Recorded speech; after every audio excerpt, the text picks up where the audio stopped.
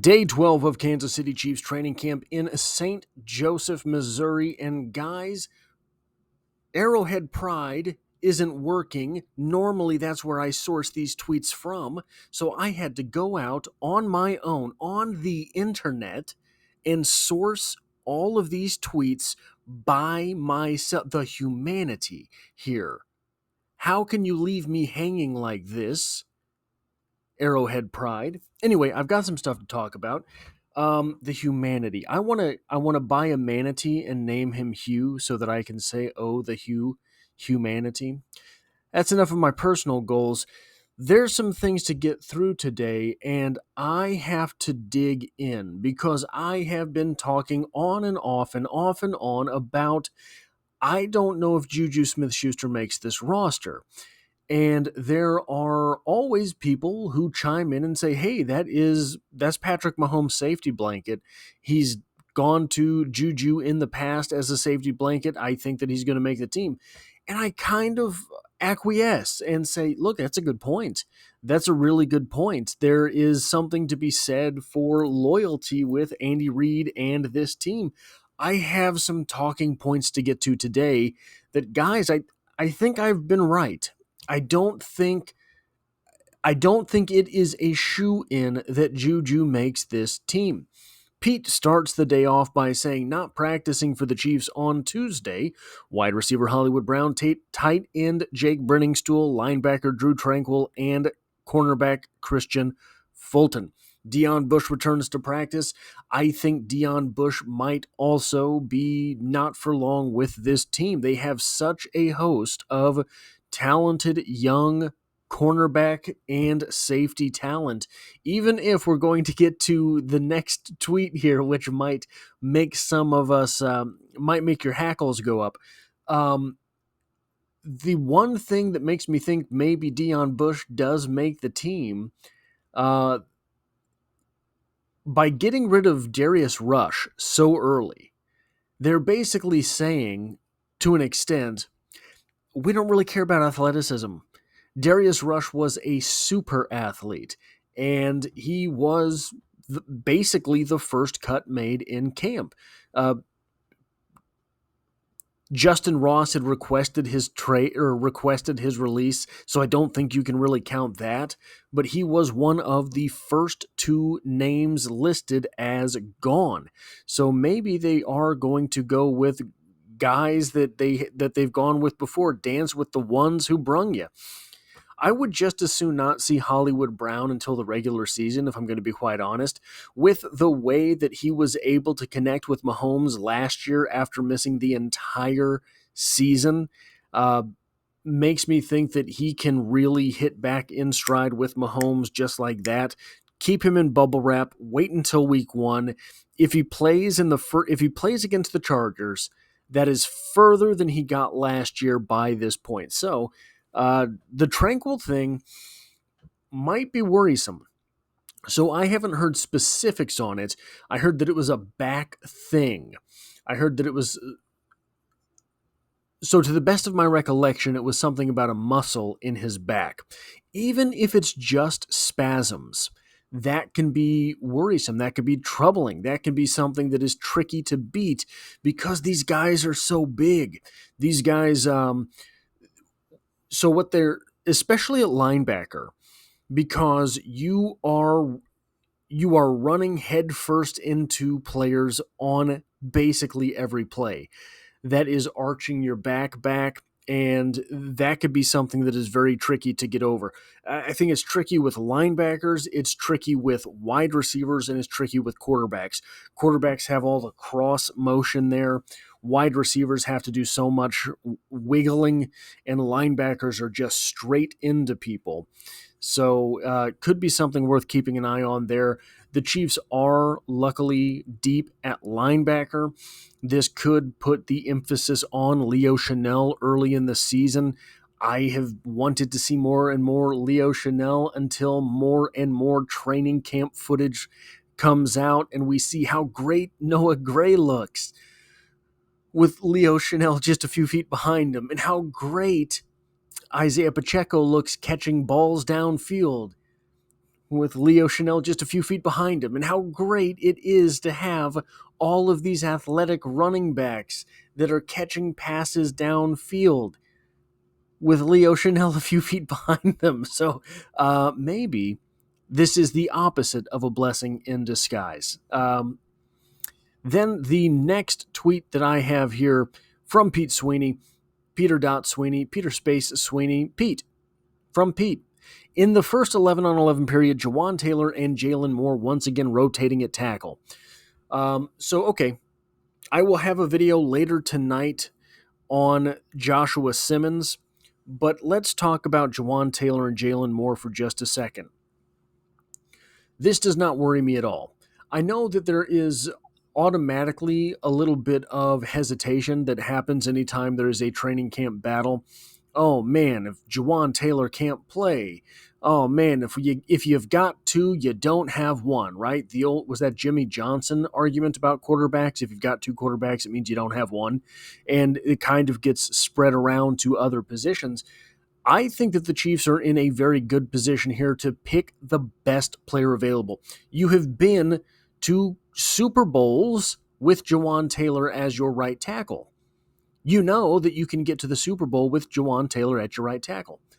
If Jalen Moore comes in and just outperforms him, then you've been to the Super Bowl with a right tackle lesser than the guy starting at right tackle now. So that is worth taking into consideration, in my opinion. But here is where a little bit of consternation might rise. Trent McDuffie, Najee Johnson working outside corner with Jalen Watson coming on as McDuffie slides in, meaning McDuffie into the slot, meaning McDuffie and so Johnson and Watson, your outside corners with McDuffie in the slot. Couple traditional safety looks for Chamari Connor also came in on a blitz. So the worry is, if Christian Fulton can't go, Najee Johnson's going to be out on the field getting tore up again. He's going to be playing out wide, and he's going to get tore up in the passing game. I think that is the wrong thing to take away from this. So I think that Najee Johnson has acquitted himself as a fourth corner in the NFL. I think he's a decent fourth corner. I think that's where he is. Last year he struggled because he was not playing cornerback 4, he was playing cornerback 2. What they're doing here, twofold. Trent McDuffie and Najee Johnson working outside corner with Jalen Watson coming on. They did this to Jalen Watson last year in camp as well. They had him below both Najee Johnson and Joshua Williams. And I'm not sure if he's just not a high-effort guy in practice and they're trying to beat that into him or what it is. But they seem to do this every year. I don't remember a whole lot of hype for him his rookie year either about, this guy's definitely going to start. I think that there was a competition there, and it ended up being Jalen Watson week 1. So that might be what's going on there with Trent McDuffie and Najee Johnson working outside corner. But when Jalen Watson comes in and McDuffie slides into the slot, that's not saying Najee Johnson is your number 1 or number 2 corner. I think what you're doing there is like Cooper Kupp. Cooper Kupp, their number 1 wide receiver he was for the Rams, right? You don't get 2,000 yards receiving in a season without being the number 1 wide receiver, but he was playing a lot in the slot. So what this is if your number 1 target's in the slot and there's 3 wide receivers on the field, that means your number 3 wide receiver is on the line somewhere. So I think that all that this is saying, okay, well, in these situations where the wide receiver 1 is in the slot, we're going to have Trent McDuffie cover that guy. And that means that Najee Johnson and Jalen Watson are going to be covering the other 2 wide receivers. I think that's all that's really going on there. One question that I have about this, when Connor is on as a traditional safety, Does Cook come off or does Hicks? Now, Hicks was listed as the second string safety, if I'm not mistaken, on the depth chart that was just released yesterday. I got a video for it on the channel yesterday. I don't like that. I don't like that at all. I really think that Hicks could be something special, and I hope that by the time week one, snap one comes around, it is Jaden Hicks out there at the safety position. Matt Derrick saying Bailey Zappi heaved a deep bomb down the right sideline for wide receiver Keyshawn Smith. That was Keyshawn Smith that was recently signed. Cornerback Melvin Smith tipped the pass, but Keyshawn still managed to haul it in. This is Smith on Smith.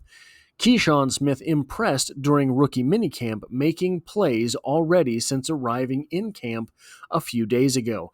One thing that could be read into this, the Chiefs have some pretty good quarterback play. We're seeing a lot of wide receivers stand out, right? And we'll get to the wide receivers in a moment, but I wanted to have this separate from the wide receivers because I think it is equally worth commenting on Melvin Smith here as it is Keyshawn Smith. The thing with this might be a battle for the training camp, or for the practice squad, pardon me. Even if neither of them make the practice squad initially, the season is long. Brett Veach always cycles through players on the practice squad. Guys will be on the practice squad, off the practice squad. Guys will return next year in training camp to see if they have the stuff to make the team next year. These guys seem to be impressing. Melvin Smith, I think, he's in a deep position group and he's undersized. I think that next year might be the year for Melvin Smith. I could see them keeping him on the practice squad. Keyshawn Smith, I think, is still too new for me to have an opinion on that. I did a video on Keyshawn Smith when he was first signed. So that is in the 2025 preseason playlist. That is in the training camp playlist. There's a playlist for all these training camp videos. And I believe that is in the 2025 rookies playlist because I believe he is a rookie, right? I think it's the two corners they signed that are not rookies, or one of them's not a rookie. But he's a guy that I think does have some stuff. I think that he has some of the stuff that you would have to be a fifth wide receiver. I don't know that it's going to be this year. There's plenty of time left in the preseason for them to get around to figuring it out with him, but the Chiefs right now just have so many wide receivers, I don't think it happens.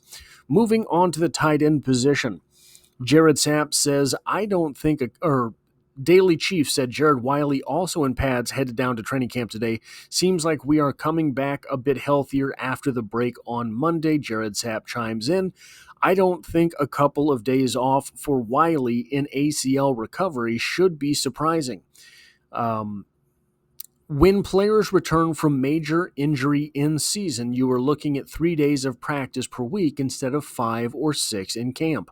Already being on the field in any form is a big win. Here is Jared Wiley. Am I wrong, or does he just look like someone that's from the Fast and the Furious franchise? I don't know what it is about him, but that's the vibe I get from him. As long as he's ready to go by like mid-season, I think the Chiefs are all right here. Why rush him back? Why take the risk? If there's swelling in the knee, if there is any chance of re-aggravation, just let him sit. I know he's been out a while, but the Kansas City Chiefs are loaded at tight end.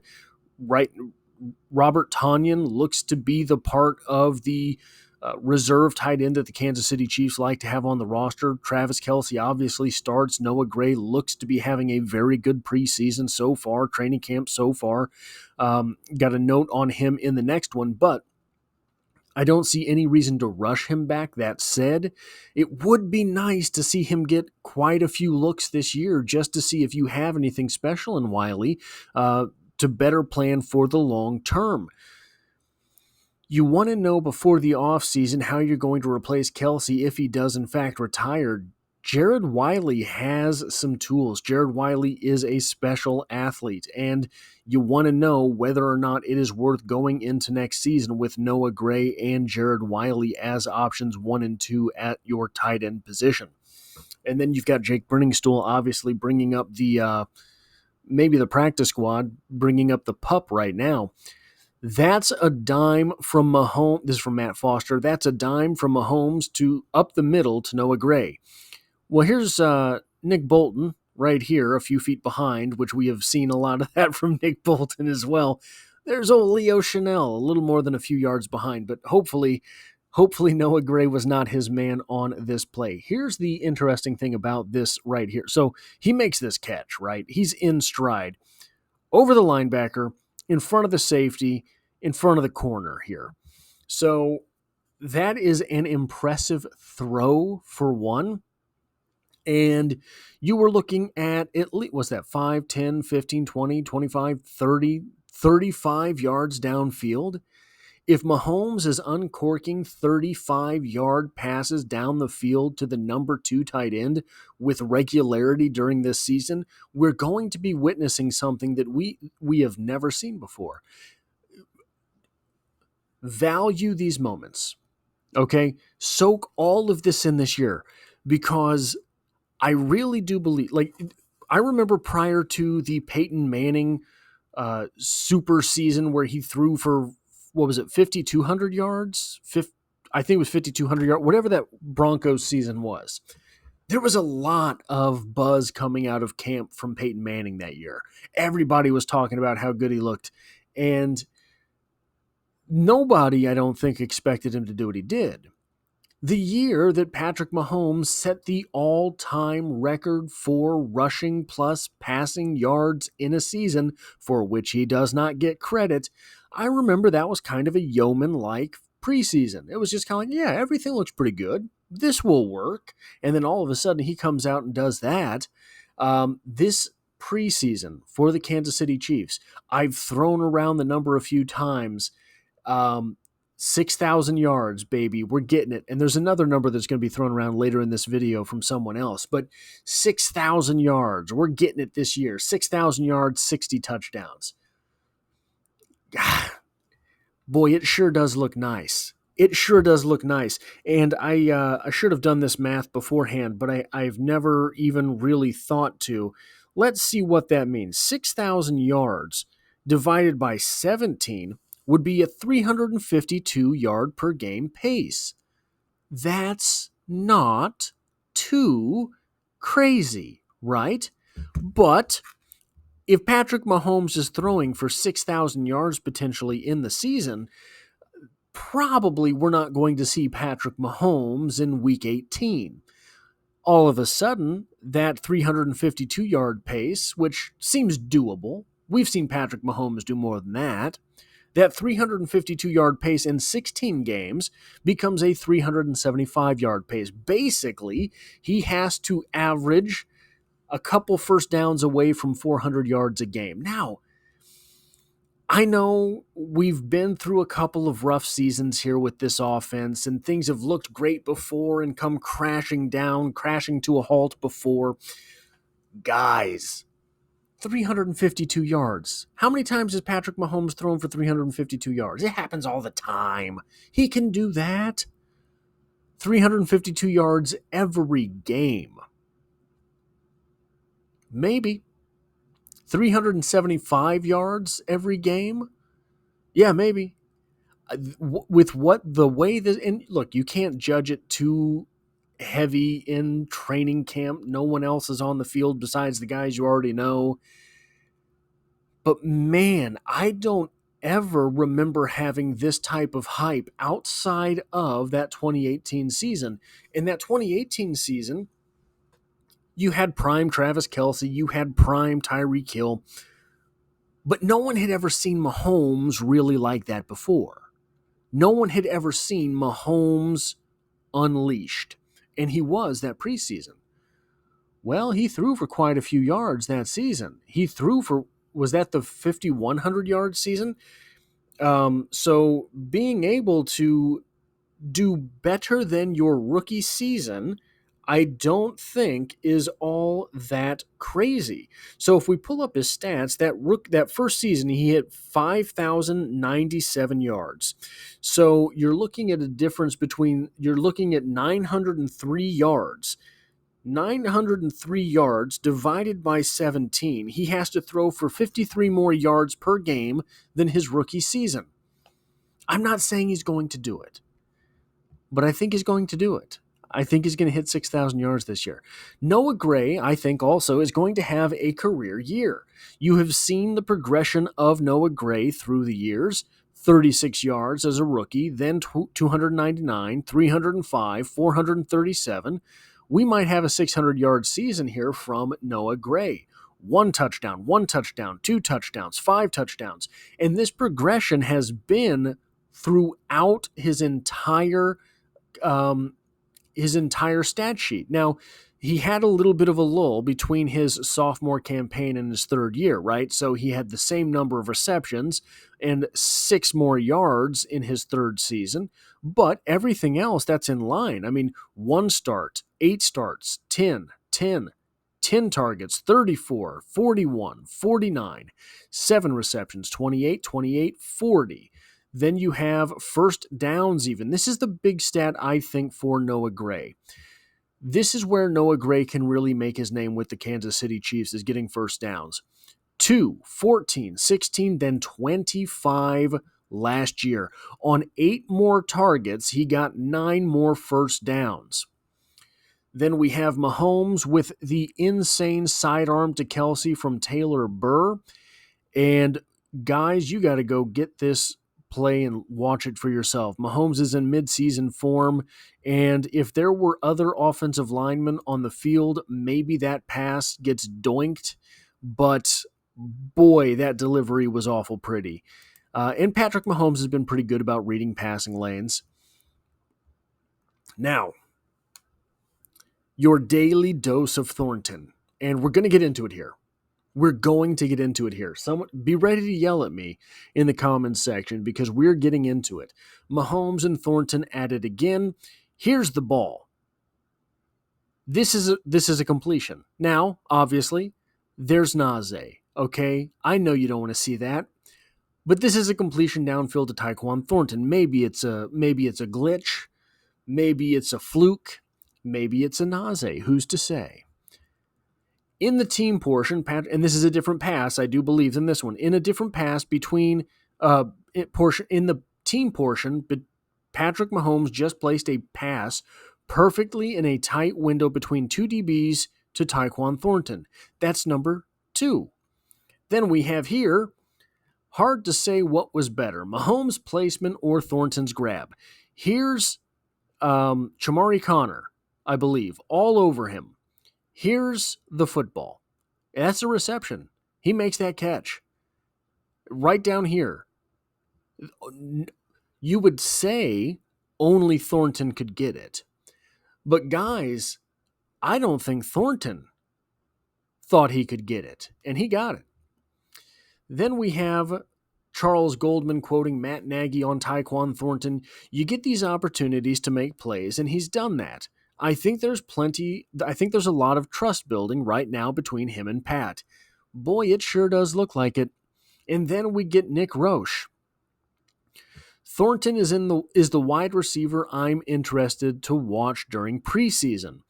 Patriots fans say he has great camps but doesn't translate it into games. We've been fooled before. Tony, Ross, and more. I get it. Mr. Roche, I get it. I don't ever remember Tony, Ross, or Moore looking this good in training camp. Fast guys always look good in training camp. I don't ever remember a fast guy looking this good, this consistently, this many days in a row, this many catches per day in training camp. I remember Justin Ross making a couple of grabs per camp that made you think, that's the Clemson guy. I remember Sky Moore looking real good in one-on-ones sometimes, but never in team. I remember Kadarius Toney looking really good on certain plays until the ball was in the air. I remember Toney looking all world until the ball was in the air. In fact, if you go way back to that draft, If you go all the way back to when he was drafted, he was in the Shrine Bowl or the Senior Bowl, I can't remember. And he was a third rounder. He was a third round pick, maybe a fourth round pick. He put the moves on this cornerback so bad in an end zone one-on-one drill. The corner fell twice. All of a sudden, Kadarius Toney is rocketing up draft boards. That has always been Kadarius Toney. And I get it. If this has always been Tyquan Thornton, this has always been Tyquan Thornton. But he's making the catches. He's making the plays against starting players for the Kansas City Chiefs. Just to finish a couple thoughts on this, Cole at How About Those Chiefs is responding to someone saying they're falling for the Thornton hype, and he says, you are going to fall for it and love every one of the 15 to 20 catches he gets this year. Justin Watson's 3 years of production in Kansas City for reference. 22 receptions, 289 yards. 27 receptions, 460 yards. 15 receptions, 315 yards. And Jared Sapp says, we've reached the point where Mahomes would have to throw for almost 8,000 yards for all of the offensive weapons to meet expectations. Mr. Sapp, Patrick Mahomes would like to accept your challenge. Here's the thing about the wide receivers. And I'm going to go through this entire argument here. On the question of Patrick Mahomes hitting 6,000, 7,000, 8,000, 10,000 yards in a single season, there are some things that will get in the way. Number one, Rashee Rice is going to miss a number of games. That will deflate the overall passing statistics because the passing game will not be at max Q, but it will inflate the numbers of the other wide receivers.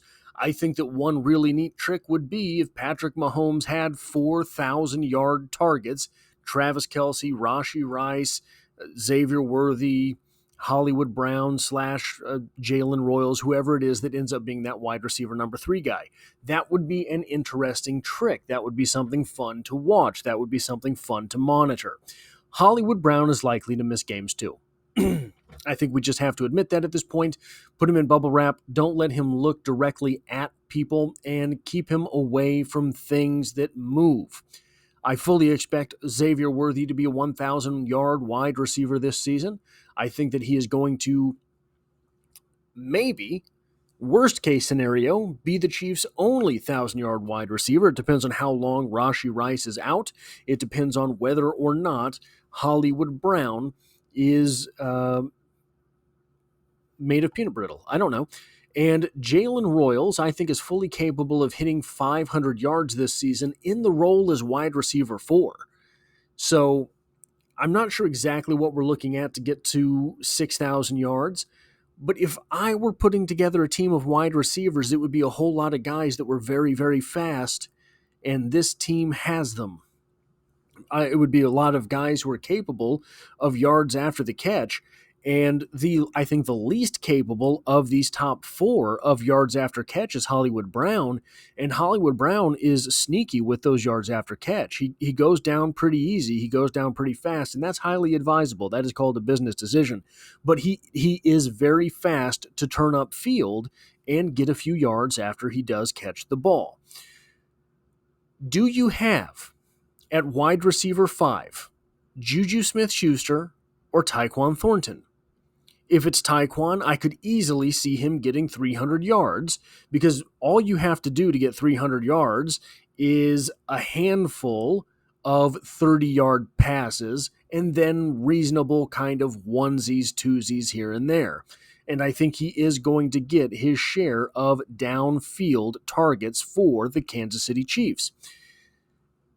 If it's Juju, if Juju Smith-Schuster is your number 5 wide receiver, I think that the overall yardage mark for wide receiver number 5 is actually lower. And considering his lack of speed, right, he's not the fastest guy, and the fact that he went out and started 8 games for the Chiefs last year, started 8 games for the Kansas City Chiefs in the 2024 season and still had only 231 yards. Juju had a 130-yard game and turned in a 231-yard season. Juju had a 130-yard game, and he had 101 yards the rest of the season. This is what his season looked like. He played 424 snaps of wide receiver. So, yeah, I just don't see he's Patrick Mahomes' security blanket. That's what I keep getting, and that's true. Patrick Mahomes likes Juju Smith-Schuster and seems to trust him quite a bit. He trusted him to the tune of 231 yards on 424 snaps last year with 8 starts and 14 appearances. That's not a very high ceiling. And obviously, the retort to this is, well, Juju Smith-Schuster has a couple 1,000-yard seasons, doesn't he? Is it 1 or 2? I can't remember. Juju Smith-Schuster has some 800-yard seasons, doesn't he? Well, yeah, he does. Has Tyquan Thornton ever done that? Juju Smith-Schuster had 231 yards for the Kansas City Chiefs last season. Tyquan Thornton in his career has a high of 247. How can you say that Tyquan Thornton is going to come in here and have more as a wide receiver 5 than his entire career high for the Kansas City Chiefs this year? Juju Smith-Schuster has all sorts of receptions and yards in the NFL.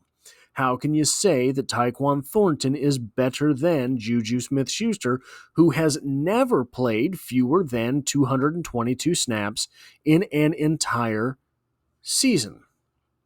How can you do that? How can you say that? Well, because last year, Juju Smith-Schuster had 231 receiving yards here for the Chiefs in 8 starts. So I think that Tyquan Thornton maybe just washed out of New England. Maybe it just didn't work there. There was a whole lot of weird stuff going on with quarterbacks in New England anyway. There was an entire franchise in tumult in New England anyway. I think Tyquan Thornton has a much better shot of being an actual NFL wide receiver here in Kansas City than ever he did in New England. So I just don't think that I think the ceiling is higher on Tyquan. I think that Patrick Mahomes is developing that trust that he has with Juju Smith-Schuster with Tyquan Thornton this preseason, this training camp, and we are seeing it leveraged in downfield throws. So if Tyquan gets the understanding that, remember, one of the things that I have said about Nico Remigio time and time again, Nico sells out for the catch. Nico's going to catch that football. Now, maybe he doesn't get a whole lot after the fact because he sold out to make the catch, right? But he ensures that he's making that reception. If we can get it to Tyquan Thornton's head that, hey, if you're 50 yards downfield, I don't care if you run into the end zone or not, make the catch. If you have to lay on your back and watch the football into your stomach, do that. Because all of a sudden, 50 yards downfield, the entire game looks different. Confidence is an incredible thing with professional athletes. The best place to see this on display is in the boxing ring. When a guy is undefeated, boy, he's got that swagger to him, and he just rocks people. An undefeated heavyweight contender just rocking people left and right. All of a sudden, they take one knockout, their confidence is shot, they never look the same.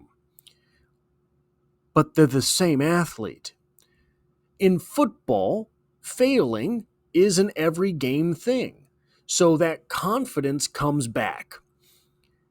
If Tyquan Thornton can translate the practice confidence that he has into NFL football games, you can see these same receptions on NFL Sundays. And if that is your wide receiver 5, you can go 5 wide. Travis Kelce needs to take some time off this season anyway. You go 5 wide, and all of a sudden, somebody's third safety is on the field standing across from a guy who has this connection with Patrick Mahomes. I'm not going to say it's 6,000 yards, but I'm not going to not say it. Now, from Christian Ainsworth. I got a couple more here. Don't know why that's spaced like that. Gelati's been in a trial by fire with Simmons all camp and never backs down. That's the kind of rookie you see long after his first contract is up. And then the commentary continues. Ashton Gelati showing off that power against the second team. Definitely put together a few good days in a row. Is he the starter week 1? So here is where this offensive tackle started. Here is where that offensive tackle ended. Power moves, the bull rush, is not something that I would have thought Ashton Gelati was able to do this early into training camp. He's a high motor guy. He's a high effort guy. He's got some twitch to him. I figured that would be where he looks best. Guys, he's bull rushed Josh Simmons a few times and taken him backwards. So Gelati looks like a twitchy Mike Danna to me. Mike Danna is underrated for this defense. Mike Danna is as stout as any defensive end on the roster against the run. He is one of the guys who is who has traditionally outperformed his snap counts at the defensive end position when you look at the sacks and hurries and things like that. And we might not see FAU at all. Kingsley and Simmons still struggling with that cross blitz. Still time to work on it, but it's something to monitor going into the first preseason game. I don't think there's really... So obviously this is a worry. Obviously this is a concern. But I don't think that it's alarming. Simmons is still a rookie. He is in his 12th practice as a professional football player. And Kingsley Suamataia, though he is a second-year player, really played only 4 games last year. And was it 4? I can't remember off the top of my head. But if you remember, that was one of the things that he struggled with then. So hopefully it's not just something that he can't figure out, but he has a little bit of time to get that down. And then we end with this fun segment here at Chiefs Camp. Long drive drill beginning at the offense's 1-yard line. Counted 15 straight plays for Mahomes and company. Tough drill, but a great example of how Coach Reid incorporates real-world scenarios into practice. The Kansas City Chiefs are going to be prepared for week 1. Now, I believe the Chargers are likely to be prepared week 1, but I know the Kansas City Chiefs will be. Should the Rashee Rice suspension come down, and should it be 4 games, and the Chiefs can start the season with a win against the Chargers, knowing they only have 3 more games without Rice, you're looking at a first quarter of the season, right? Remember, Todd Haley used to do that. You break the season into quarters. It's a little bit wonky now because you got the 17th game. Breaking that season into quarters. The first quarter of this year is 1,000% expected to be the roughest. You will not have Rashee Rice. Whoever ends up on the PUP list after preseason, right? You won't have them. And you have a very tough sled ahead of you. Or behind you. I guess that's what you do with sleds, right? Pull them. Well, you push a football sled, so I was right either way. If they can get through that first quarter of the season, 2-2 or 3-1, they're going to be very dangerous this year. Which is not to say anything about the fact that the Kansas City Chiefs could go 4-0 through that first quarter of the year. That is what I have for this day 12 of the Kansas City Chiefs training camp. I will be back later with a video on Josh Simmons. If you like or appreciate this sort of thing, hitting a like button really does help me out, as it tells YouTube to share this with other Kansas City Chiefs fans. And if you find yourself here by chance but not design, the Chiefs are the only thing I talk about on this channel, dropping multiple videos every single week. I have dropped a video every day for over 2.5 years now, and I hope to have you back for the next one.